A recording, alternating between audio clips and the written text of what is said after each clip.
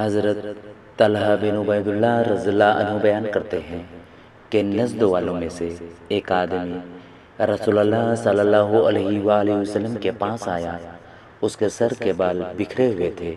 ہم اس کی آواز کی بھن بھناہٹ تو سنتے تھے، لیکن ہمیں اس کی بات سمجھ میں نہیں آ رہی تھی۔ حتیٰ کہ وہ قریب آ گیا تو ناگہاں وہ اسلام کے بارے میں پوچھنے لگا۔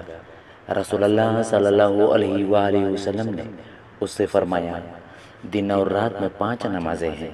اس نے کہا، کیا ان کے علاوہ بھی کوئی نماز مجھ پر فرض ہے؟ آپ نے فرمایا، نہیں، مگر یہ کہ تو نفل پڑھے۔ آپ صلی اللہ علیہ وآلہ وسلم نے فرمایا، اور ماہ رمضان کے روزے ہیں۔ اس نے کہا، کیا ان کے علاوہ بھی کوئی روزہ مجھ پر فرض ہے؟ آپ صلی اللہ علیہ وآلہ وسلم نے فرمایا، نہیں، مگر یہ کہ تو نفل روزے رکھے۔ اسی طرح رسول اللہ صلی اللہ علیہ وآلہ وسلم نے اس کے لیے زکوٰۃ کا ذکر فرمایا۔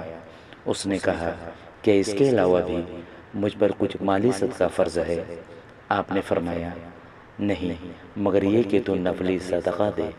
وہ آدمی واپس مڑا اور کہہ رہا تھا، اللہ کی قسم، نہ اس سے زائد کروں گا نہ اس میں کمی کروں گا۔ رسول اللہ صلی اللہ علیہ وآلہ وسلم نے فرمایا، اگر یہ سچا ہوا تو کامیاب رہا۔ حضرت ابو رافع رضی اللہ عنہ کہتے ہیں، رسول اللہ صلی اللہ علیہ وسلم نے ایک جوان اونٹ قرض لیا۔ پھر آپ کے پاس صدقے کا اونٹ آیا تو آپ صلی اللہ علیہ وسلم نے مجھے حکم دیا کہ میں اس آدمی کا اونٹ ادا کر دوں۔ میں نے آپ سے عرض کیا، مجھے 4 دانتوں والے ایک عمدہ اونٹ کے علاوہ کوئی اور اونٹ نہیں مل رہا ہے۔ تو آپ صلی اللہ علیہ وآلہ وسلم نے فرمایا، اسے اسی کو دے دو، کیونکہ لوگوں میں سب سے اچھے وہ ہیں جو قرض کی ادائیگی میں سب سے اچھے ہوں۔